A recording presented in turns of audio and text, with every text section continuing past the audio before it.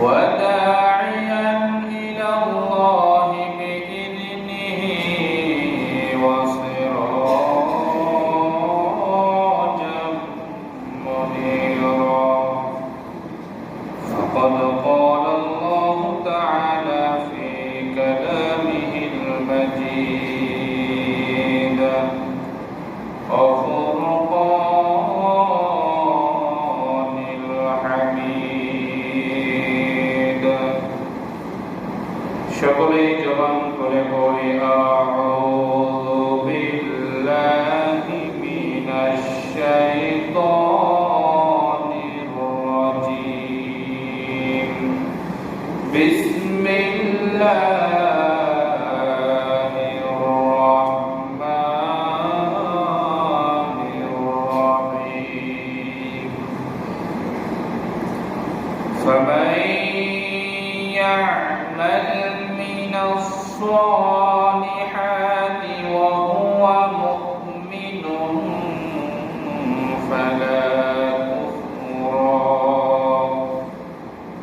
فلا كفران لسعيه وإنا له كاتبون صدق الله المولانا العظيم صدقت يا رب العالمين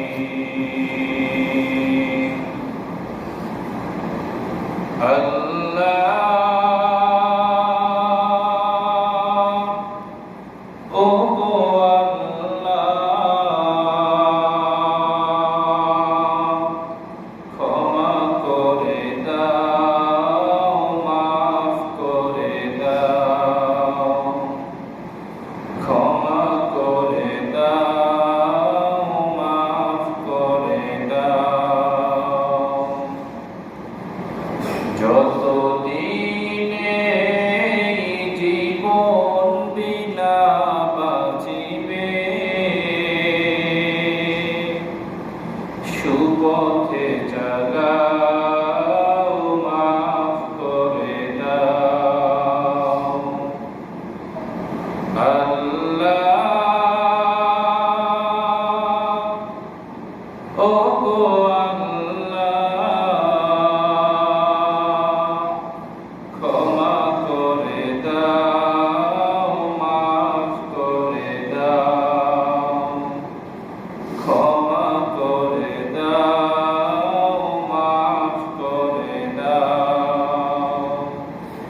সকলে জবান খুলে পড়ি আলহামদুলিল্লাহ। সর্বপ্রথম সেই মহান রব্বুল আলামিনের দরবারে অগণিত কালিমাতে শুকর জ্ঞাপন করছি যে মহান আল্লাহ সুবহানাহু ওয়া তাআলা আমাদেরকে এই মুহূর্তে দুনিয়াবি বিভিন্ন ফিতনা থেকে দূরে রেখে, দুনিয়ার বিভিন্ন কর্ম থেকে দূরে রেখে, দুনিয়ার সকল গুনাহের কাজ থেকে ফারিগ করে যে মহান আল্লাহ পাক রব্বুল আলামিন আমাদেরকে এই মুহূর্তে আল্লাহ পাকের এই পৃথিবীতে সবচেয়ে শ্রেষ্ঠতম শ্রেষ্ঠ জায়গায় দামি একটি মজলিসে যে আল্লাহ আমাদেরকে দুনিয়ার সকল ব্যস্ততা থেকে দূরে রেখে যে আল্লাহ আমাদেরকে আজকের এই পবিত্র জিলকদ মাসের প্রথম জুম্মায় যে আল্লাহ আমাদেরকে আল্লাহর ঘর মসজিদে এসে বসে কোরআন হাদিস থেকে কিছু আলোচনা শুনবার তৌফিক দিলেন, এজন্য আমরা সকলেই সেই মহান মুনিবের দরবারে অন্তরের অন্তঃস্থল থেকে অগণিত কালিমাতে শুকর জ্ঞাপন করছি। সকলেই জবান খুলে পড়ি আলহামদুলিল্লাহ। পাশাপাশি আমরা আল্লাহ পাকের দরবারে আবারও শুকরিয়া আদায় করছি যে মহান আল্লাহ পাক রব্বুল আলামিন আমাদেরকে আজকের এই ফজরের নামাজের মাধ্যমে দিন শুরু করার জন্য যিনি আমাদেরকে তৌফিক দিয়েছেন। এখানে এমন আল্লাহ তাআলার বান্দা উপস্থিত আছেন যে ফজরের নামাজের মাধ্যমে দিন শুরু করতে পারেনি, কিন্তু আল্লাহ পাক তাদেরকেও তৌফিক দিয়েছিলেন, আমাদেরকেও তৌফিক দিয়েছেন। যারা পড়েছেন তাদেরকে তৌফিক দিয়েছেন, যারা পড়েন নাই তাদেরকেও তৌফিক দিয়েছেন। কিন্তু তারা শয়তানের গোলামি করে, শয়তানের নফসের ধোঁকায় পড়ে তারা ফজরের নামাজে জামাতের মধ্যে কি শামিল হতে পারে না। কিন্তু আমরা শয়তানের ধোঁকার মধ্যে ছিলাম, কিন্তু আমরা শয়তানের সঙ্গে লড়াই করে, শয়তানের সঙ্গে যুদ্ধ করে আমরা আল্লাহ পাকের ঘরে মসজিদে ফজরের জামাতে শামিল হয়েছি। আসলে যারা ফজরের নামাজ জামাতবদ্ধ হয়ে পড়ে, যারা ফজরের নামাজ জামাতের সহিত আদায়, ফজরের নামাজ যারা জামাতের সহিত আদায় করে, এদের অন্তরের মধ্যে এক প্রকার শান্তি কাজ করে। কিন্তু যারা ফজরের নামাজ জামাতের সহিত পড়ে না, এই শান্তিটা কি, এই সকালবেলার এই ফজরের নামাজের পরে যে আবহাওয়া, এই আবহাওয়াটার মধ্যে যে কি মজা, এটা তারা বুঝতে পারে না। যারা ফজরের নামাজ পড়ে শুধুমাত্র তারাই এই শান্তিটা অনুভব করতে পারে। সুতরাং যে আল্লাহ আমাদেরকে ফজরের নামাজের মাধ্যমে দিন শুরু করার জন্য তৌফিক দিলেন, আমরা সেই মহান রবের দরবারে আবারও শুকরিয়া আদায় করছি। সকলে পড়ি আলহামদুলিল্লাহ। আমরা সকলেই অন্তর থেকে বিশ্ব নবীর প্রতি দরুদ এবং সালাম পাঠ করি, যার মাধ্যমে দিন পেয়েছি, যার মাধ্যমে ইসলাম পেয়েছি। ইসলাম যে একটি শান্তির ধর্ম তা আমরা খুঁজে পেয়েছি, যে কাল কিয়ামতের ময়দানে একটি কথা আমরা বারবার বলে থাকি, ওলামায়ে কেরাম একটি কথা অধিকাংশ সময় বলে থাকেন, কাল কিয়ামতের ময়দানে নবীর সুপারিশ ছাড়া কেউ জান্নাতে যাইতে পারবে না। আমরা সেই নবীর প্রতি দুরূদ পাঠ করব, যে নবীর সুপারিশ আমাদের সকলের জন্য একান্ত প্রয়োজন। দুনিয়ার জমিনে রক্তের গরমের কারণে, আমাদের যে অর্থ সম্পদের গরমের কারণে দুনিয়ার জমিনে বিশ্ব নবী সাল্লাল্লাহু আলাইহি ওয়াসাল্লামের সুপারিশ লাগতেছে না। এটা এক্ষেত্রে আমরা অনেকে মনে করতে পারি যে দুনিয়াতে আমার তো কারো সুপারিশ লাগে না, আল্লাহ পাক আমাকে যেটা দিয়েছেন এটা দিয়ে আমি চলবো, এবং কাল কিয়ামতের ময়দানে নবীজির সুপারিশ আমার কোনো প্রয়োজন নাই, কিয়ামতের ময়দানে আমি আমার নিজের আমল দিয়ে পার হয়ে যাব। এই কথা যদি আমরা কেউ মনে করে থাকি, এই কথা যদি কেউ ভেবে থাকি, তাহলে নিশ্চয় আমরা ভুল ভাবতেছি। কিন্তু কাল কিয়ামতের ময়দানে বিশ্ব নবী সাল্লাল্লাহু আলাইহি ওয়াসাল্লাম সহ অসংখ্য নবী রাসূলগণ কাল কিয়ামতের ময়দানে শুধু বিশ্ব নবী ছাড়া প্রত্যেকটা নবী রাসূলগণ বিপদ থেকে বাঁচার জন্য, নবী করিম সাল্লাল্লাহু আলাইহি ওয়াসাল্লাম ছাড়া সকল নবী রাসূলগণ আল্লাহ পাকের কাছে ফরিয়াদ করবেন নিজে বাঁচার জন্য। যদি বলেন কি বাঁচার জন্য? নিজে বাঁচার জন্য।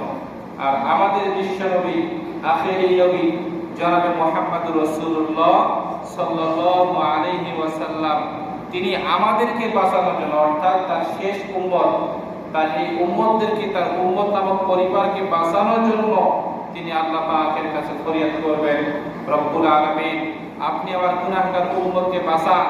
আমার গুনাহগার উম্মত তো বড় গুনাহগার, আমার গুনাহগার উম্মত, এরা তো গুনাহ করতে ভালোবেসেছিল, এরা তো গুনাহ করে করে এদের জীবনটাকে ধ্বংস করে দিয়েছে। আজকে আমি নবী আপনার কাছে ক্ষমা চাই, আমি নবী তাদের জন্য, আমি নবী হয়ে তাদের জন্য সুপারিশ করছি। রব্বুল আলামিন আপনি আমার দোয়া কবুল করবেন না? আপনি আমার দোয়া কবুল করেন, আমার গুনাহগার উম্মতকে আপনি জাহান্নামের আগুন থেকে বাঁচান। যদি আমার একটা উম্মত জাহান্নামের আগুনের মধ্যে থাকে, যদি আমার একটা উম্মত জাহান্নামের আগুনের মধ্যে প্রবেশ করে, আমি রাসূল আপনার সামনে কথা দিলাম যে আমি রাসূল আপনার জান্নাতের মধ্যে কখনোই প্রবেশ করব না। বলি সুবহানাল্লাহ।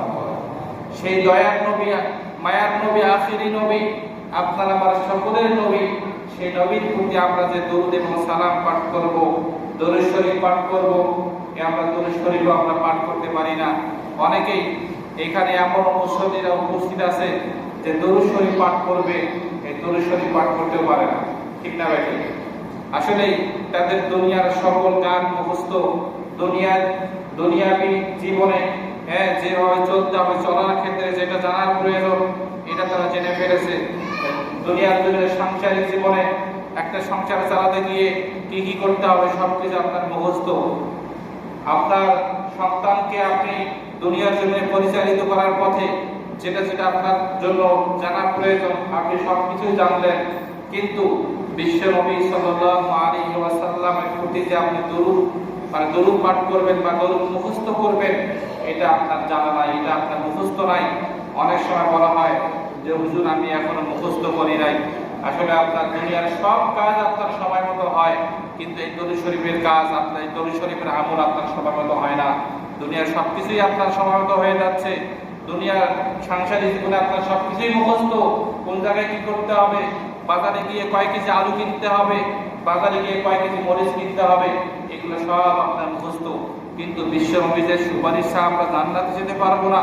সেই নবীর যে দরুদ আর সালাম আমাদের যে মুখস্থ রাখা জরুরি, এটা আমাদের মুখস্থ নাই।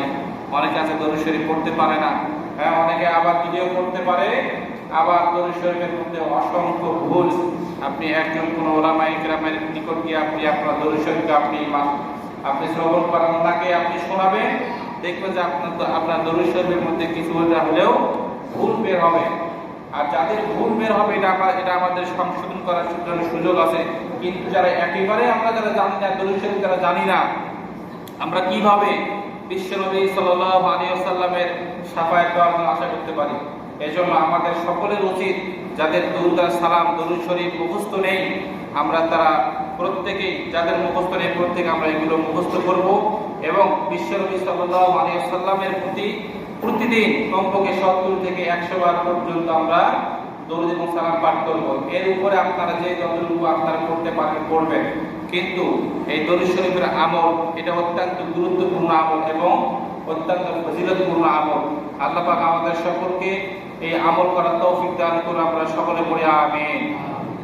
আজকে আমরা যেটা বেশি আলোচনা করতেছিলাম গত জুম্মায়, যে মুসলমান আজ গুনার দিকে ধাবিত হচ্ছে, এই মুসলমানরা গুনাহ থেকে বাঁচবে কিভাবে? মুসলমানরা গুনাহ থেকে বাঁচবে কিভাবে? আমরা যদি গুনাহযুক্ত জিন্দেগি লইয়া অন্ধকার কবরে পাড়ি দেই, অন্ধকার কবরে যাই, তাহলে এই কবরে দুই পাশের মাটির চাপ আমরা কি কখনো সহ্য করতে পারবো? কখনোই সহ্য করতে পারবো না। এই কবরের চাপ কেন? দুনিয়ার জমিনে যদি 2 ঘন্টা কারেন্ট না থাকে, কারেন্ট না থাকার কারণে এই গরমের যেটা তাপ, এই গরমের তাপ আমরা কেউ সহ্য করতে পারি না। আমরা অনেক সময় বলে থাকি যে কারেন্ট এত কারেন্ট যায় কি কারণে? কারেন্ট থাকলে একটু ফ্যানের বাতাস খাইতে পারতাম, এরকম আমরা বলি কিনা? কিন্তু এটা যদি হয় দুনিয়ার ক্ষেত্রে, কিন্তু আপনার আত্মীয় স্বজন, আপনার মা বাবা যখন কবরে রেখে আসবে, কবরে রেখে আসার পরে আপনি যদি যাত্রা পরিমাণ গুনাহ নিয়ে অন্ধকার কবরে যান, তাহলে আপনাকে এই কবরে 2 পাশের মাটি এমন ভাবে চাপ মারবে, সেখানে আপনার হাড়টি চূর্ণ বিচূর্ণ হয়ে যাবে। অথচ আল্লাহ পাক বলেন, ওয়ালা তামুতুন্না, মৃত্যুবরণ করিও না, ইল্লা ওয়া আনতুম মুসলিমুন, যতক্ষণ পর্যন্ত তোমরা পরিপূর্ণ মুসলিম হতে পারবে না, যতক্ষণ পর্যন্ত তোমরা খাঁটি মুমিন হতে পারবে না, ততক্ষণ পর্যন্ত মৃত্যুবরণ করা যাবে না। এখন আপনারা আপনাদের বিবেককে প্রশ্ন করুন, আমি কি আজকে এখন পর্যন্ত খাঁটি মুমিন মুত্তাকি হতে পেরেছি? খাঁটি মুমিন মুত্তাকি হতে পারে নাই। খাঁটি মুমিন মুত্তাকি ওই ব্যক্তি যাহার হাত ও মুখ, শরীরের অঙ্গ প্রত্যঙ্গ হইতে অপর মুসলমান নিরাপদ থাকে। আজকে মুসলমানেরা একজন মুসলমান অপর মুসলমান ভাইয়ের হাতে নির্যাতিত, নিষ্পেষিত হচ্ছে। অথচ বিশ্বনবী সাল্লাল্লাহু আলাইহি ওয়াসাল্লাম আজ থেকে 1000 বছর পূর্বে বলেছেন, বিশ্বনবী সাল্লাল্লাহু আলাইহি ওয়াসাল্লাম আজ থেকে 1000 বছর পূর্বে বলেছেন, আল মুসলিমু মান সালিমাল মুসলিমুনা মিন লিসানিহি ওয়া ইয়াদিহি। খাঁটি মুসলমান ওই ব্যক্তিকে খাঁটি মুসলমান বলা হয় যাহার হাত ও মুখ হইতে অপর মুসলমান ভাইয়েরা কি থাকবে? নিরাপদ থাকবে।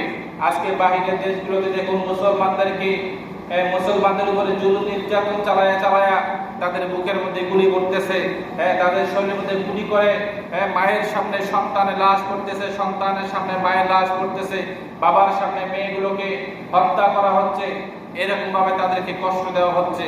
তাহলে আমি এখন বলতে চাই, যারা একে অপরকে যারা কষ্ট দিচ্ছে তাদের মধ্যে এই হাদিসের কোনো আমল নাই। তাহলে তারা খাঁটি মুমিন মুত্তাকি হতে পারলো না। খাঁটি মুসলমান তারাই যাহার হাত এবং শরীরের অঙ্গ প্রত্যঙ্গ হইতে অপর মুসলমান ব্যক্তি নিরাপদ থাকবে, তারাই খাঁটি মুমিন, তারাই খাঁটি মুসলমান। কিন্তু আজকে আমাদের হাত থেকে অপর মুসলমান ভাই, আমার হাত থেকে আমার সমাজের অনেক মানুষ আজকে নিরাপদ নয়। যদি নিরাপদ না হয়, তাহলে আমি এখন পর্যন্ত খাঁটি মুমিন মুত্তাকি হতে পারলাম না। সুতরাং আল্লাহ তাআলা বলেন, ওয়ালা তামুতুন্না, মৃত্যুবরণ করিও না, ইল্লা ওয়া আনতুম মুসলিমুন, যতক্ষণ পর্যন্ত আমরা খাঁটি মুমিন মুত্তাকি হতে পারবো না। কিন্তু এখন আমরা খাঁটি মুমিন মুত্তাকি হব কিভাবে? বা খাঁটি মুমিন মুত্তাকি এখনো হতে পারি নাই। এর পূর্বে বিশ্বনবী সাল্লাল্লাহু আলাইহি ওয়াসাল্লাম একটি হাদিস বলেন, মান তারাকাস সালাতা মুতাআম্মিদাতান ফাকাদ কাফারা। বিশ্বনবী সাল্লাল্লাহু আলাইহি ওয়াসাল্লাম বলেন, কাফির এবং মুসলিম এর মধ্যে পার্থক্য হলো নামাজ। যারা খাঁটি মুমিন, যারা খাঁটি মুসলমান, এরা মসজিদে এসে 5 ওয়াক্ত নামাজ আল্লাহ পাকের রাজি খুশি করার জন্য আদায় করে। আর যারা খাঁটি মুমিন নয়, যারা ভেজাল মার্কা মুসলমান, যাদের মুসলিম বলে পরিচয় দেওয়ার মতো কোনো অধিকার নাই, এরা কি কখনো মসজিদে এসে 5 ওয়াক্ত নামাজ আদায় করে না। এখন আপনারা আপনাদের বিবেককে প্রশ্ন করুন, আপনারা কি 5 ওয়াক্ত নামাজ মসজিদে এসে হোক আর বাহিরে হোক নিয়মিত আদায় করছেন কিনা, এটা আপনি আপনার বিবেককে প্রশ্ন করতে পারেন। কিন্তু আল্লাহ পাক রব্বুল আলামিন আপনাকে নামাজের দাওয়াত দিয়েছেন। দুনিয়ার জমিনে একটি উদাহরণ আমি অনেক ক্ষেত্রে দিয়ে থাকি। কোন মজলিসে, কোনো দাওয়াতের বাড়িতে আপনাকে যদি কেউ আকিকার দাওয়াত দিয়ে থাকে, আপনি বাড়িতে আপনার বিবি সহ, আপনার সন্তানরা সহ, পরিবারের মধ্যে আপনি পরামর্শ করেন যে অমুক গ্রামে অমুক ব্যক্তি আমাকে দাওয়াত দিয়েছে, কিন্তু সেখানে যদি না যাই তাহলে ওই ব্যক্তিটাকে অসম্মান করা হবে। আমাকে সম্মান করে বলছে, গ্রামে তো আরো অনেক মানুষজন ছিল, তাদেরকে তো বলে নাই, কিন্তু আমাকেই বলছে, কিন্তু তার সম্মানটা রাখতে হবে। এই জন্য কারো কাছ থেকে 2000 টাকা আওলাদ করে নিয়ে এসে আমি তার এই দাওয়াতের মধ্যে অংশগ্রহণ করে খাওয়া দাওয়া করে আমি 2000 টাকা তাকে হাদিয়া দিয়ে আসবো। এটা আপনি তার সম্মান রক্ষার্থে আপনি সেখানে সেই মজলিসের মধ্যে উপস্থিত হয়েছেন। কিন্তু আল্লাহ পাক রব্বুল আলামিন আপনাকে সম্মান করে প্রতিটি 5 ওয়াক্ত নামাজে আল্লাহ পাক আপনাকে বলে যে হাইয়া আলাস সালাহ, হাইয়া আলাল ফালাহ, এসো কল্যাণের জন্য, এসো মুক্তির জন্য, এসো জাহান্নাম থেকে বাঁচার জন্য। কিন্তু আল্লাহর সম্মানটাকে আপনি রেখেছেন? আল্লাহ পাকের সম্মান কি আমি রেখেছি? আপনি রেখেছেন? আমরা এখানে এমন ব্যক্তি উপস্থিত আছি, আল্লাহ পাকের সম্মান আমরা রাখি নাই। আল্লাহ পাক শুধু কি আযানের মাধ্যমে আমাদেরকে ডেকেছেন? জি না। আল্লাহ পাক রব্বুল আলামিন তিনি পবিত্র কোরআনুল কারীমের মধ্যে তিনি আমাদেরকে একবার নয়, দুইবার নয়, তিনি আমাদেরকে 82 বার ঘোষণা করেছেন, ওয়া আকিমুস সালাত ওয়া আতুজ যাকাত, তোমরা নামাজ কায়েম করো এবং যাকাত আদায় করো। তিনি আল্লাহ পাক, সেই মহান আল্লাহ পাক রব্বুল আলামিন আমাদেরকে সম্মান দিয়ে বলেছেন, সম্মান দিয়ে কথা বলেছেন, সম্মানের সহিত তিনি আমাদেরকে 82 বার নামাজের দাওয়াত দিলেন। কিন্তু দুনিয়ার জমিনে আপনাকে যদি একটি আকিকা দাওয়াত একবার যদি একটি কার্ডের মাধ্যমে দেওয়া হয়, সেই দাওয়াতটা আপনি মিস করতে পারেন না।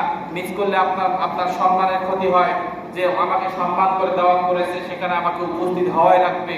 কিন্তু আপনি এখানে এই বিষয়টা চিন্তা করলেন না কেন? যে আল্লাহ পাক রব্বুল আলামিন আপনাকে একবার বলেন নাই, দুইবার বলেন নাই। সুতরাং যে আল্লাহ আপনাকে সৃষ্টি করেছেন, আমাকে সৃষ্টি করেছেন, আমাদের পূর্বপুরুষগণকে সৃষ্টি করেছেন, সে আল্লাহ আপনাকে 82 বার নামাজের জন্য তাগিদ করলেন, নামাজের জন্য ডাকলেন। এরপরে আপনি নামাজের মধ্যে আসলেন না, তাহলে কি আমরা কি হয়ে গেলাম বলেন? নাফরমান হয়ে গেলাম, আমরা কাফির হয়ে গেলাম।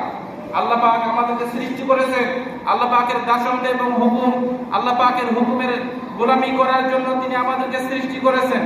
কিন্তু আমরা আল্লাহ পাকের হুকুম বাদ দিয়ে, আল্লাহ পাকের গোলামি বাদ দিয়ে, আল্লাহ পাকের ইবাদত বাদ দিয়ে আমরা নাফরমানি করতেছি। দুনিয়াবি বাজার নিয়ে আমরা আজকে ব্যস্ত হয়ে পড়েছি। কিন্তু আপনার একটু চিন্তা করা উচিত ছিল, আল্লাহ পাক আপনাকে সম্মান করেছে, আপনার উচিত আল্লাহ পাককে কি করা? সম্মান করা। কিন্তু আমি আল্লাহকে সম্মান করতে পারলাম না, আপনি আল্লাহকে সম্মান করতে পারলেন না। এখানে এমন ব্যক্তি আমরা উপস্থিত, আমরা আল্লাহকে সম্মান করি না, আল্লাহর সঙ্গে আমরা গাদ্দারি করি। কিন্তু আসলে এটা আমাদের জন্য উচিত নয়। সুতরাং যেটা মূল বিষয়, যেটা মূল কথা বলতেছিলাম, ওয়ালা তামুতুন্না, মৃত্যুবরণ করিও না যতক্ষণ পর্যন্ত কি হতে পেরেছি? খাঁটি মুমিন মুত্তাকি হতে পেরেছি। এখন আমরা এখানে যারা এসেছি, আমরা অনেকে ফজরের জামাতে শামিল হই নাই, অনেকে আমরা ফজরের নামাজ পড়ি নাই, অথচ আমরা জুম্মা নামাজের জন্য এসেছি। হ্যাঁ, আমরা জুম্মা নামাজ আদায়ের জন্য এসেছি। কেননা আল্লাহ পাক বলেন, লা তাকনাতু তুমি রাহমাতিল্লাহ, তোমরা আমার রহমত হতে নিরাশ হও না। আমরা আল্লাহ পাকের রহমত নেওয়ার জন্য এখানে উপস্থিত হয়েছি। সুতরাং এখানে আমরা আল্লাহ পাকের রহমত নেওয়ার জন্য উপস্থিত হয়েছি। কিন্তু একটি প্রতিজ্ঞা, একটি অঙ্গীকার কি করা যায় না? যা আল্লাহ, আমি ইতিপূর্বে অনেক নামাজ ছেড়ে দিয়েছি, আজ থেকে আর কখনো নামাজ ছেড়ে দিব না, এরকম একটা অঙ্গীকার করা যায় কিনা বলেন? এরকম একটা প্রতিজ্ঞা করা যায় কিনা? আপনি আজকে নামাজের মুনাজাতের মাধ্যমে আপনি আল্লাহকে বলবেন, রব্বুল আলামিন, আমার কানের মধ্যে অসংখ্যবার আযান পড়েছে, কিন্তু আমি মসজিদে নামাজে আসি নাই। ইচ্ছা করলে জামাতে হাজির হতে পারতাম, ইচ্ছা করলে জামাতে হাজির না হলেও বাড়িতে পড়তে পারতাম, কিন্তু আল্লাহ আমি নামাজ পড়ি নাই, ফরজ হুকুম, আপনার ফরজ হুকুম কত, মানে কত রাকাত, কত ওয়াক্ত, কত মানে কতগুলো সিজদা যে আমি কাজা করেছি, এর কোনো হিসাব নাই। আল্লাহ আপনি আমাকে মাফ করে দেন। আজকের এই পবিত্র জিলকদ মাসের ওসিলায় হয়তো আল্লাহ তাআলা আপনাকে মাফ করে দিতে পারে। এজন্য আল্লাহ পাকের কাছে ক্ষমা চাবেন। এজন্য আজকে আলোচ্য বিষয় হলো যে মুসলমানেরা গুনাহ থেকে বাঁচবে কিভাবে। যখন কোনো মুসলমানের অন্তরে যখন কোনো গুনাহ করার ইচ্ছা তৈরি হবে, সঙ্গে সঙ্গে বিশ্বনবী সাল্লাল্লাহু আলাইহি ওয়াসাল্লাম বলেন, তোমরা আউযু বিল্লাহি মিনাশ শাইতানির রাজীম এটা পাঠ করো। এটা পাঠ করার ওসিলায় তোমরা গুনাহ থেকে দূরে থাকতে পারবে এবং শয়তান থেকে দূরে থাকতে পারবে, ঝগড়া থেকে দূরে থাকতে পারবে। যেমন গত জুম্মায় বলেছিলাম, বিশ্বনবী সাল্লাল্লাহু আলাইহি ওয়াসাল্লামের জামানায় বিশ্বনবী সাল্লাল্লাহু আলাইহি ওয়াসাল্লামের সামনে দুইটি লোক কি করতেছিলেন? ঝগড়া করতেছিলেন। ঝগড়া করার অবস্থায় একে অপরকে অভদ্র ভাষা বকাবকি করতেছিলেন। বিশ্বনবী সাল্লাল্লাহু আলাইহি ওয়াসাল্লাম বলেন, তোমরা আসো আমি তোমাদেরকে সমাধান করে দেই। বিশ্বনবী সাল্লাল্লাহু আলাইহি ওয়াসাল্লাম বলেন, যখন কখনো ঝগড়া লাগে কিংবা যখন কোনো গুনাহ করার ইচ্ছা তৈরি হয়, যখন যখন কারো জবান থেকে অভদ্র ভাষা বের হয়, তখন সে যেন এই দোয়াটি পড়ে, আউযু বিল্লাহি মিনাশ শাইতানির রাজীম। তাহলে ওই ব্যক্তি শয়তান থেকেও দূরে থাকবে, ঝগড়া থেকেও দূরে থাকবে এবং গুনাহ থেকেও দূরে থাকবে। সুতরাং আমরা প্রত্যেকেই এই আমলটি করব ইনশাআল্লাহ। এবং বিশ্বনবী সাল্লাল্লাহু আলাইহি ওয়াসাল্লাম গুনাহ থেকে বাঁচার জন্য আরো একটি আমল করেছেন, আল্লাহুম্মা গফিরলি ওয়া তুব আলাইয়া ইন্নাকা আনতাত তাওয়াবুর রহিম। হে আল্লাহ আপনি ক্ষমা করুন, আপনি আমার তওবা কবুল করুন, কেননা আপনি তওবা কবুল করে থাকেন। আমরা এই দোয়াটি বেশি বেশি করে পাঠ করব। আল্লাহ পাক আমাদের সকলকে গুনাহ থেকে দূরে থাকার মতো তৌফিক দান করুন। আমরা সকলে বলি আমিন। এবং আজকে আমরা যতটুকু আলোচনা শুনলাম, এই আলোচনা অনুযায়ী প্রত্যেকের বাস্তব জীবনে আমরা আমল করার জন্য চেষ্টা করব। এবং শুধু আমল করলে তো হবে না, আমল এক নম্বর আমল এটা আমাদের মধ্যে অভাব। এক নম্বর আমলের কি আমাদের মধ্যে বড় অভাব। এক নম্বর আমল কি বলেন তো দেখি? এক নম্বর আমল কি? এতগুলো মানুষ আছেন, বলে এক নম্বর আমল কি? মুসলমানদের এক নম্বর যেটা আমল নামাজ। এই নামাজের অভাব আমাদের মধ্যে আছে না নাই? আছে। এই নামাজের অভাব এটা আমাদেরকে পূরণ করতে হবে। নামাজের অভাব আমাদেরকে কি করতে হবে? পূরণ করতে হবে। আমরা একে অপরকে নামাজের দাওয়াত দিয়ে আমরা প্রত্যেকে নামাজই বাড়াবো। নামাজই দিনে দিনে কমে যাইতেছে। নামাজই বাড়ানোর দায়িত্ব কার? এটা আমাদের সকলের, ঠিক না বে ঠিক? ফজরের জামাতে যদি 5 জন হয় তাহলে কি এটা লজ্জাজনক বিষয় কিনা বলেন? অবশ্যই লজ্জাজনক বিষয়। অথচ ভিতরে 7 কাতার আছে। এই 7 কাতারের মধ্যে থেকে মানে প্রথম নাম্বার কাতারটা কি পূরণ হয় না? এরকম ব্যক্তি নাই আমাদের সমাজে? আছে, কিন্তু আমরা নামাজে আসি না। সুতরাং আমি সকলের পায়ে হাত রেখে বলতে চাই, আপনারা আজান শোনার পরে বাড়িতে বসে থাকবেন না। যদি বাড়িতে যদি থাকেন তাহলে মসজিদে এসে, যদি বসে থাকতেই যদি হয় মসজিদে এসে বসে থাকেন, ঠিক না ভাই ঠিক? আল্লাহ আমাদের সকলকে 5 ওয়াক্ত নামাজি হিসেবে কবুল করুন। আমরা এখন যারা সুন্নত নামাজ পড়ি নাই, সুন্নত নামাজ পড়ে নাই।